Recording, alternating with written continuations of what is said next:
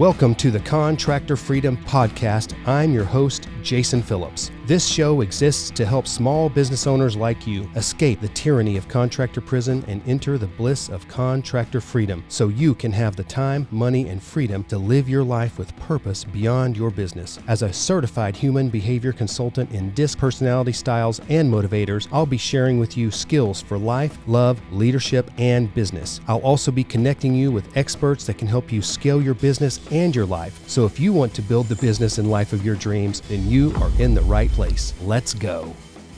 Welcome to the Contractor Freedom Podcast. I'm your host, Jason Phillips, and I'm sitting here today with Konrad Derheim of Derheim Painting in Ardmore, Oklahoma. Konrad has quite the story of transformation, not just in business, but in his personal life too. And we'll get into that. You're gonna like this, so stay tuned. Okay. Hey, Konrad, tell us just for those who don't know you, share a little bit.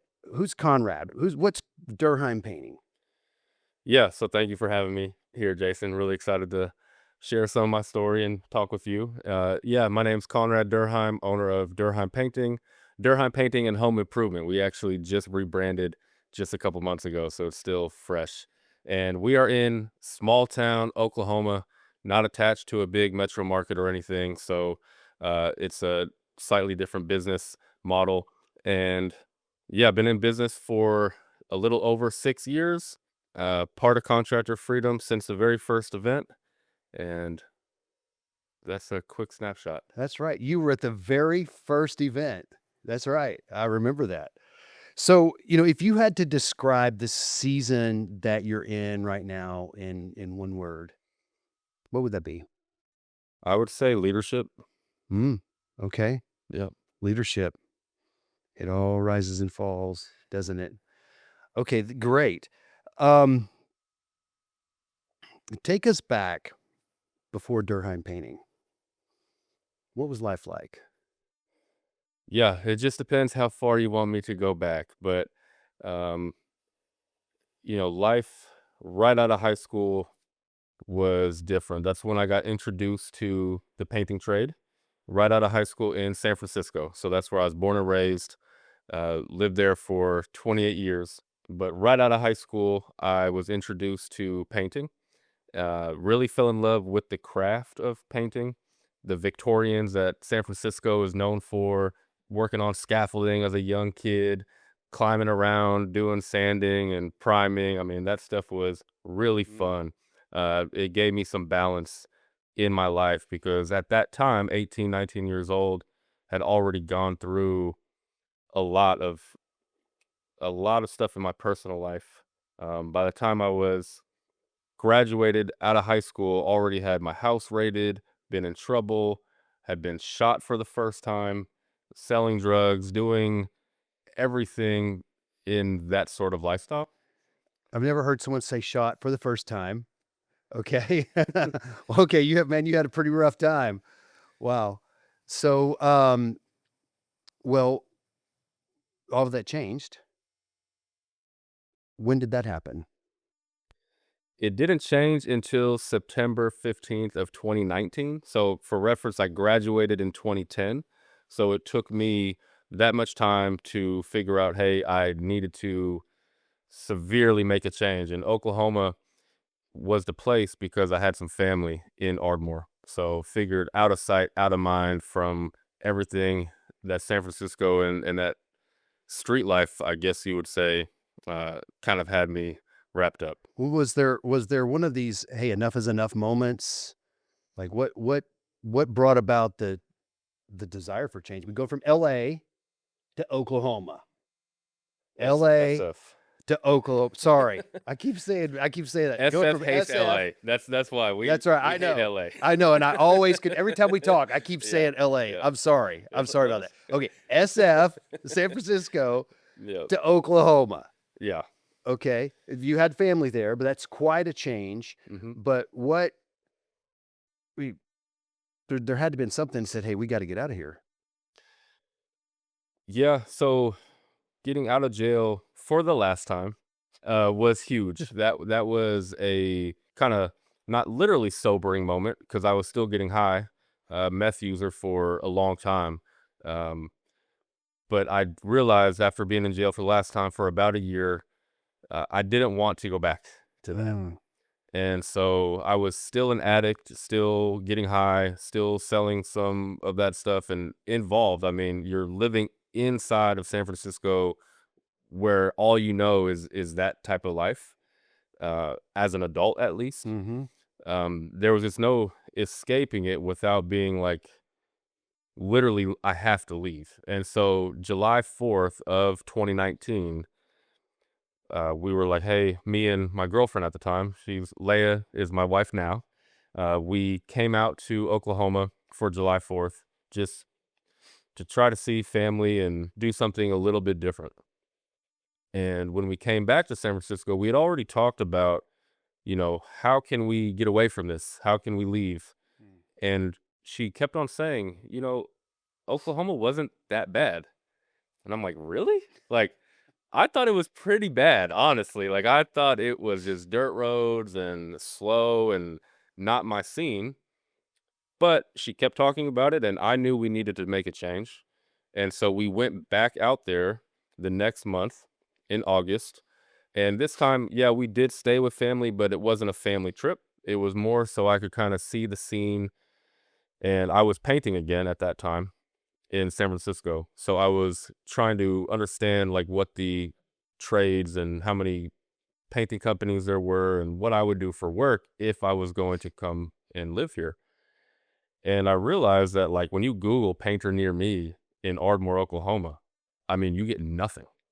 So I was instantly coming from, tech San Francisco Bay Area where they're up to date with all the modern everything. And I'm used to Google and all those different things that, hey, I have a big opportunity here in small town Oklahoma. Even if not everyone else is using the internet, I know there's enough people who are. Mm-hmm.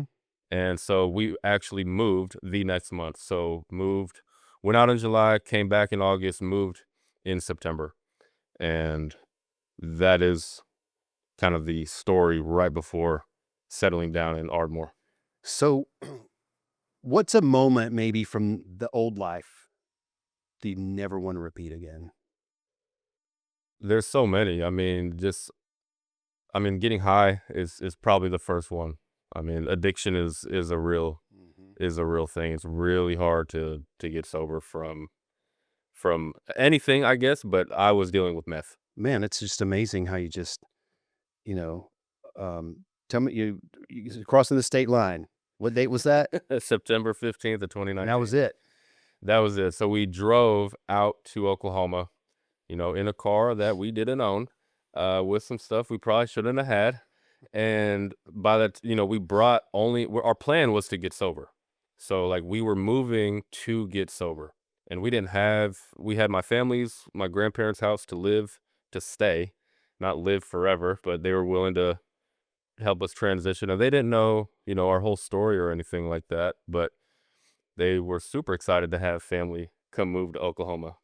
Right. So we did have a place to go and we just brought enough drugs to kind of keep a maintenance high in our drive from San Francisco to Oklahoma. Ran out of stuff right around the Texas Oklahoma border, and smashed our pipe and pretty grumpily drove into Ardmore, Oklahoma. I mean, you start coming down and not feeling too hot, get real cranky and sluggish, but that was the day. So that day means a lot to us. The day I got to Oklahoma is my sober date. So then man, that's so impressive. I want you to know that is super impressive. Super impressive. Because so many people get stuck in that loop and never get out. Yeah. They Thank never you. get out. So that's super impressive. Coming from all of that, does that influence the way that you lead today? 100%. Yeah, I think a lot of people, when they hear some of my past, are like, oh, so you know how to get money and stuff like that. And I'm like, yeah, but no, it has nothing to do with that. What it actually has helped me with is be able to make stressful environments less stressful, because the business, it doesn't match the stress that I used to deal with in my lifestyle before. Mm. So I'm able to carry a little bit heavier weight nowadays, Yeah. dealing with employees and clients and different things in the business world. My worst day is way better than any day in my past. Wow. Wow. So the contrast there. Okay, man, that's really interesting.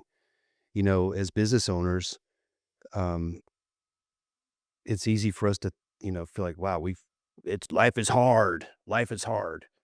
But man, I've never dealt with something like you've had to deal with before. I've never been shot, I haven't been through all that stuff.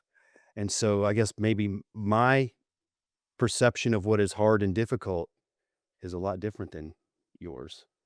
And so, okay. So now I can see, because one of the things that Konrad does, one of the things you do is you make hard decisions quickly, and where others really struggle more. And we may get into that in a minute.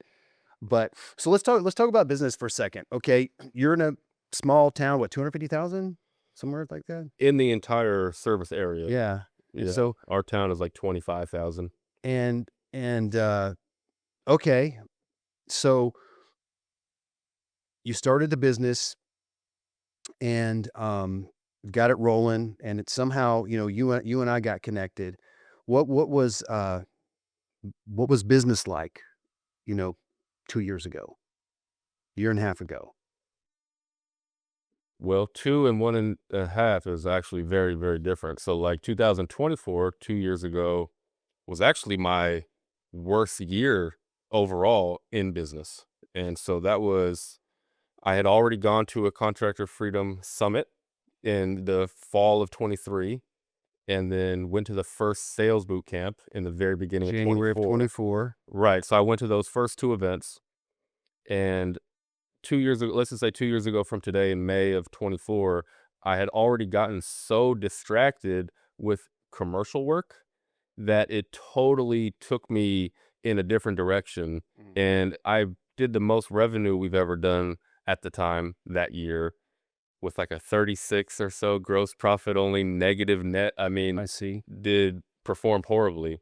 Now you go a year and a half ago, let's say the beginning of '25, that's when I came back to sales boot camp and completely, uh, got clarity on the direction that the business needed to go in, which was back to residential repaints, Focus on repaints. focus on repaints, and everything changed. I mean, we went from having in-house employee painters to subcontractor crews, and that was a game changer. And then the F7 and allowing me to have a scalable system for sales that actually really, really works. So last year was the beginning of contractor freedom for myself. So, and that's fantastic. And by the way, you just got some new wheels, by the way. What'd you get? Yeah, the 26 Raptor. Yeah, Ford Raptor. Oh yeah. my gosh, it looks so good. Man, that's like a dream truck. I love it. I mean, as soon as I test drove it, because I was like, okay, I'm getting my guys all these brand new Yeah. vehicles, man. They deserve that. They should Uh-huh. have something nice, F-150 and whatever. And so I'm like, okay, it's about time I look at something for me. I'm like, okay, well, a Lariat F-150 that has the leather, the moonroof, all that stuff is already 60 or 70.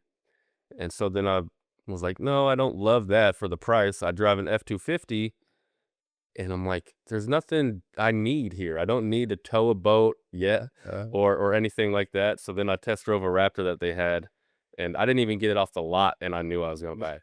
I mean, just the responsiveness on the pedal, I was like, yeah, I'm yeah, gonna have baby. to get Yeah, this one. baby. Okay, So, sweet, sweet. What a nice truck it is. yeah. Man, you totally deserve that. Um, so let's go back to I feel like a lot of contractors dabble in the residential and the commercial, and some, I guess I would say some succeed, but the focus sounds like it really simplified things for you. And you said you had clarity, and I think that's one of the main things in business that most business owners don't have, is like real clarity. Like, what opportunity should I pursue? What opportunity should I not pursue?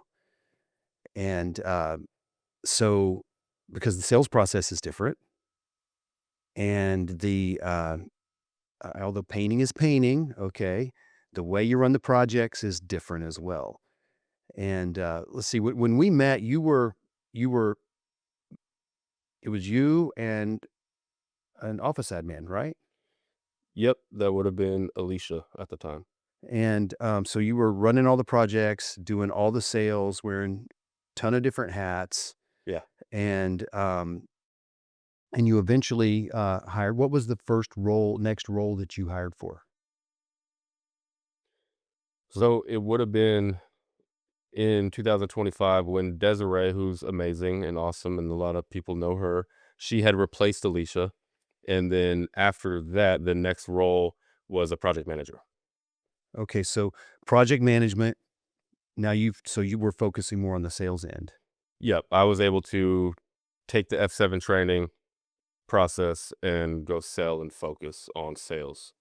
So okay, so you got your admin first, hmm then you had a project manager, and now what does it look like now? Two sales project consultants, and we almost have a second project manager as well. We're hiring for that role.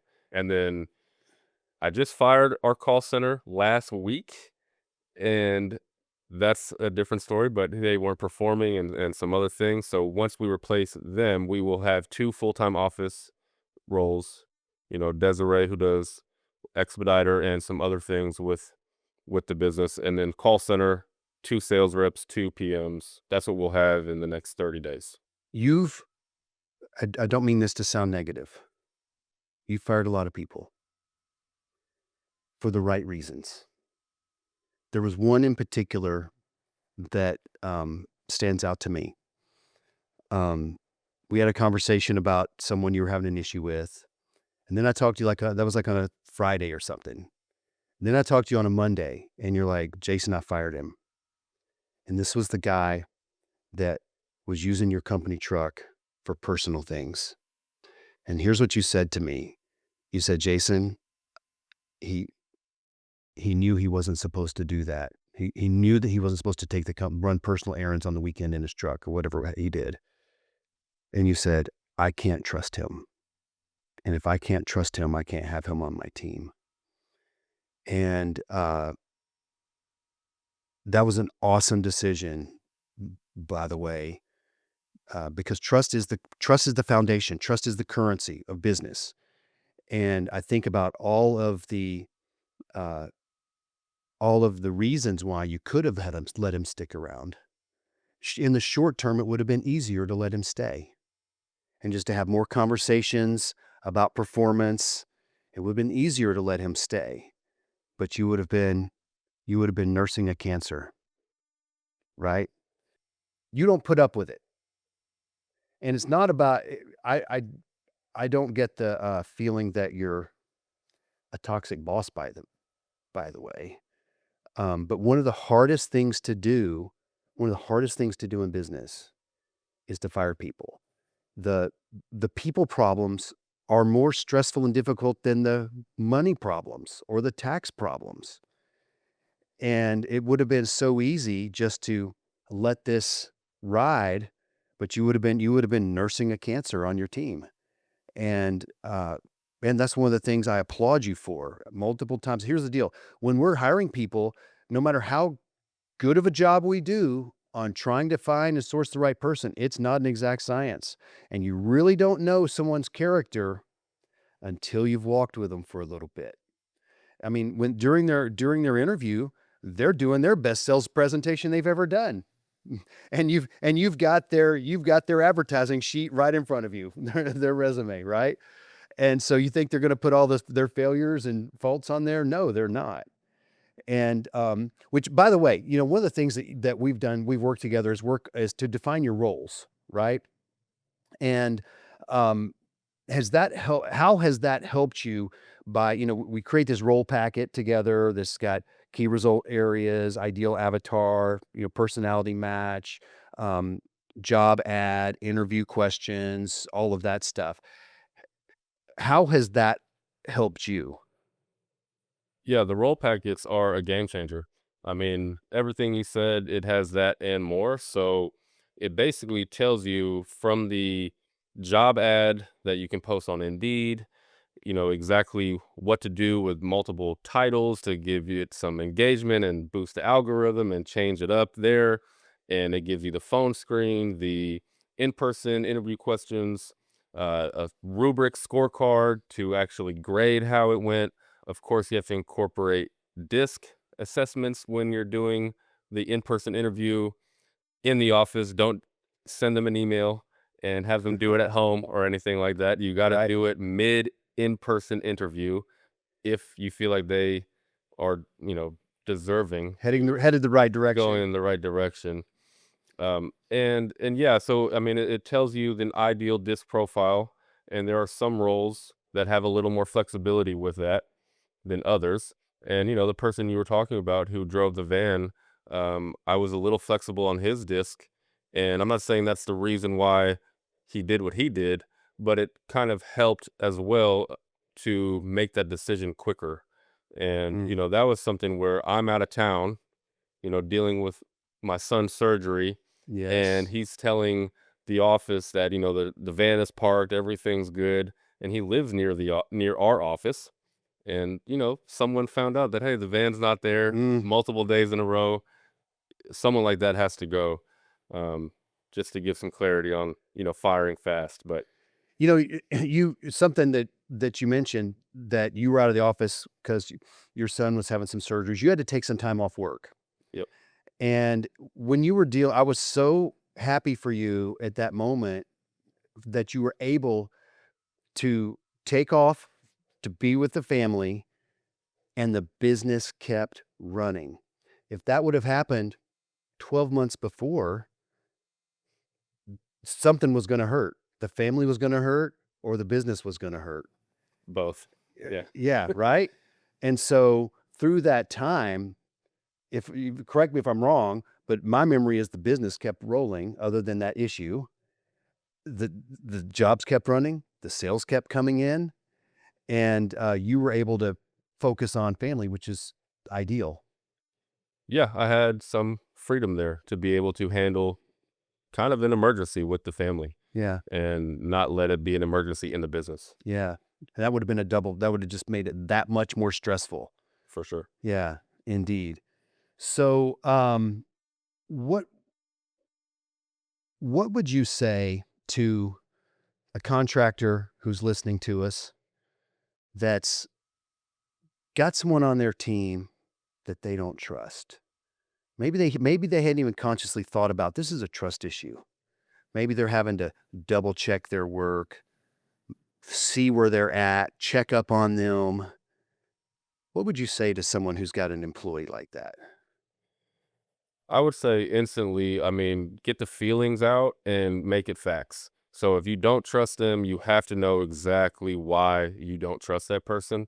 And if it crosses, that threshold for what you tolerate and what you will allow to happen in your business, then you got to let them go right away.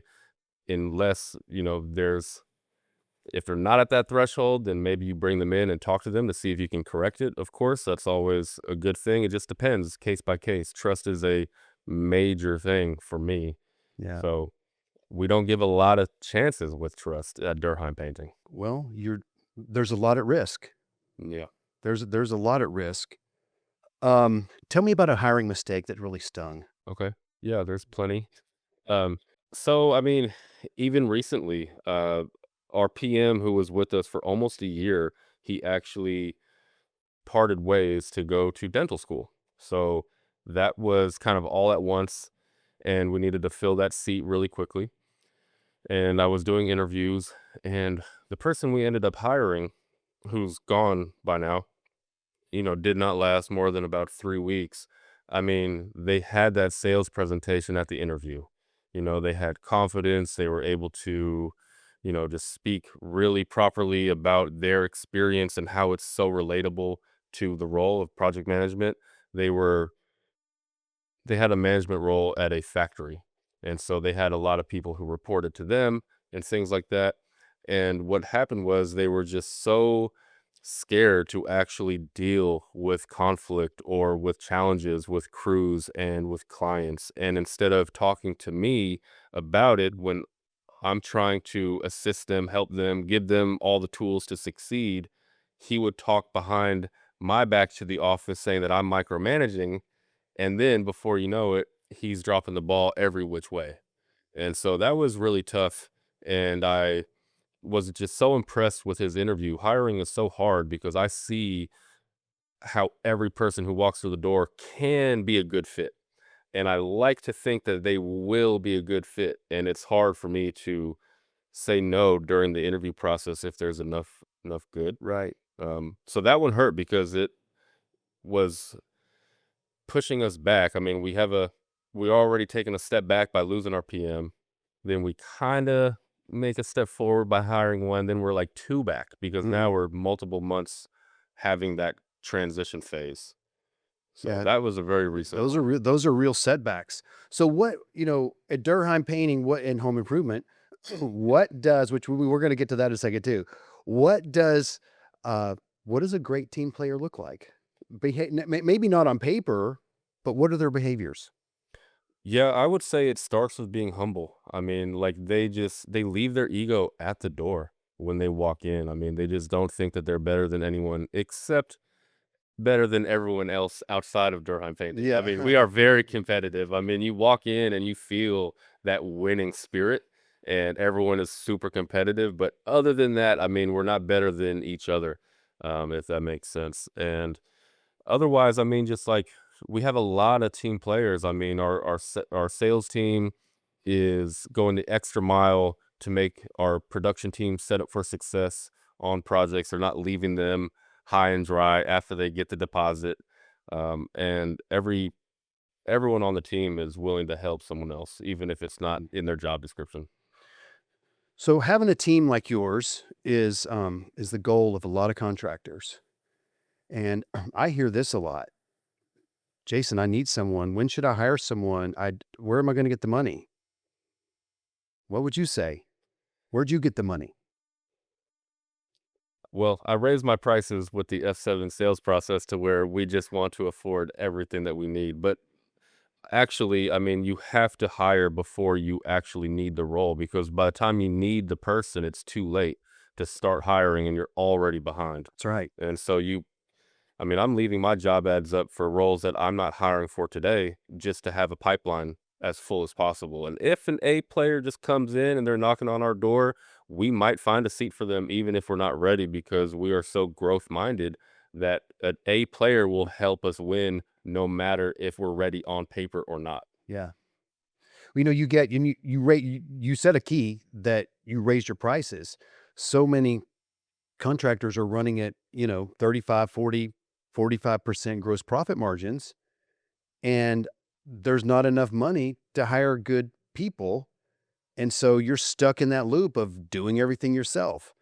And I mean, if I've got, Apple devices here, if Apple needs to upgrade the processor or puts faster stuff in there, are they paying for that? No, we're paying for that, right? The customer pays for the better stuff.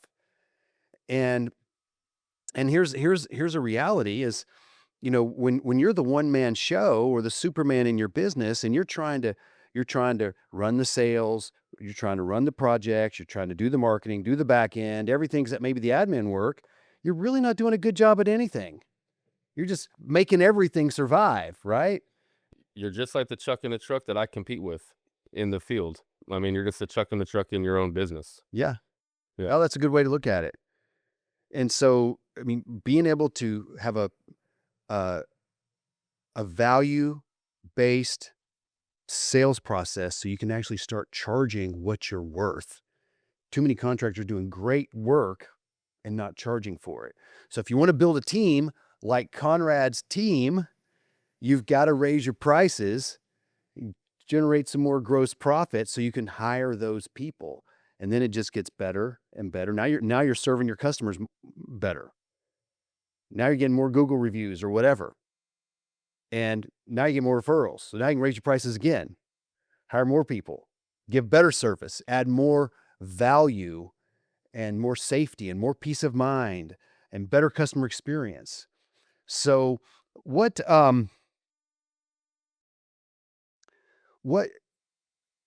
you you were one of the very first people to join the Contractor Freedom coaching program. Um, that was a big step. It was a commitment both of time and financially, right? So um, that was a leap. What what made you take that leap? I was tired of being stagnant working with a different coach. I mean, there were 2 years in a row where I basically was doing kind of similar stuff. Hmm. And I mean, I know you got to pay to play, and I don't want to, read a bunch of books and watch YouTube videos and grow slowly. I would rather commit and pay the money and really invest time, uh, well spent with someone who's done it before to do it really fast. So, I mean, for me, it was more expensive than I thought it would be at the time. But I did not hesitate to say, yes, let's do it. You had a whole calculator thing, seeing if this makes sense for where your business is and where it's going. I'm not sure it made sense on paper, but I knew it made sense for where I was going to go no matter what. And I mean, I committed on the call right there. So, well, you're still in the program. So, what has changed? What's been some of the greatest value from the program that you've received?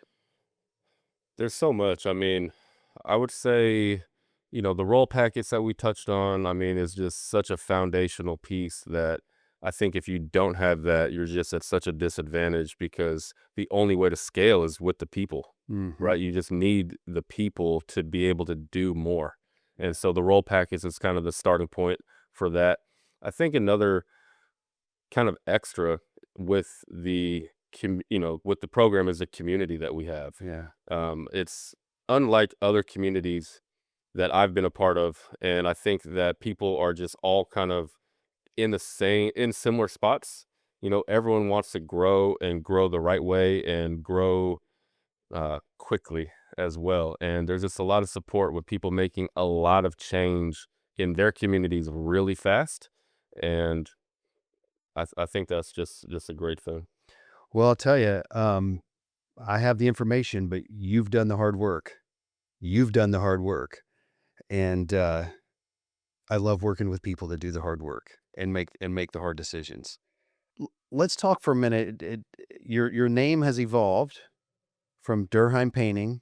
It's now Derheim Painting and Home Improvement. What does that mean? Yeah, so now we do painting, siding, and gutters. And so in November, I wrote updated our 3-year vision. And in that vision, when I was talking about, hey, in 2028, Durham Painting and Home Improvement will be doing 6 million and this and that. So that is where it kind of started from because I knew in my small market that there's only so much money for painting in residential space. I mean, 250,000 we will max out eventually painting homes. And from there, without expanding the service area again to go either into OKC, which would be north, or Dallas, which would be south, which we're not going to do. The only other thing is to add services. And so we have big goals and we're adding those services to hit them. And so the plan wasn't to change that name and the identity so early. But as we started getting some siding jobs this year, I was like, why would I wait? I mean, let's just do the rebrand now. And if it's already in the plan, why wait? I mean, it just made no sense to me to not do it immediately. I mean, And those siding jobs are pretty nice. they can be. They We're can on be. a siding job right now, a full reside that we had, some pricing issues on, but they can be really nice. I mean, we did one in December because it was such a dry winter out here. That was like 85K. That was our first one. Everything went perfect. Mm. I mean, full reside, the That's a nice the one. horizontal LP smart Yeah. siding. So I mean, it was like a lot of money for that one. That's fantastic. It was fantastic. And then we start this year, and it's been a little different, but either way, adding those services, keeping it all under one roof on the name has been great. So let me ask you this. Back to your revenue track. A couple years ago, you were running 9 something. Is that right? In 24, we did 960, The 960 Yeah. and 25. 1.8, You doubled basically. basically. Wow. Okay. Yeah. And 26. How was your first quarter? So in sales, we did what, about 800, I think. In one quarter. And yeah, maybe 750. I'd have to check. Probably the slowest quarter. Yeah. Yeah, we're gonna have a big year. Yeah. Incredible. So what's the next big thing that you're working on? Is expanding the home improvement part? Yeah, so we expanded our service area and the services at around the same time. And so if you look up Lake Texoma, we had always worked on the Oklahoma side of it, which would be, under an hour from our shop. And now we do all of the North Texas side as well. And so that is where that service population really increased. So before this last 6 months or 8 months, I mean, we would barely serve like 100,000 people and still was able to do a decent amount of revenue with that. But now our big step is really building our brand and name in this new Texas side. So expanding the geography is part of raising the revenue. Exactly. Yeah. Service area and services all happen very close together. Fantastic. So, man, what an incredible story you have. Just what you shared from where you started in San Francisco and where you're at now is, man, that's inspirational. And guys, I mean, look, Konrad is a smart guy. Okay. I'm a pretty smart guy too. But guess what? We're not any smarter than you are. And if Konrad can do it, if I can do it, you can do it too. You may be struggling with something, maybe like Konrad was struggling with. You may just be struggling in business. You're covered up. You don't know where to go. You don't know where to turn to. Man, reach out to us. Send Konrad a message. He's online everywhere. Send me a message. I'd love to connect. And the best thing to do would be to join the Contractor Freedom community. Hop on our Facebook group. Come to one of our events, and you'll get to meet Konrad and other guys like him. We are. Why do we do this?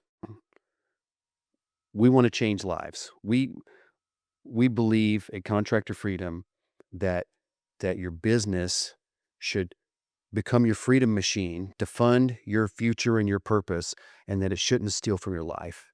And I'm sick and tired of seeing businesses steal from people's lives. And I look at guys like Konrad now who's doing the work. He's making the hard decisions. He's not delaying, and it's paying off for him year after year.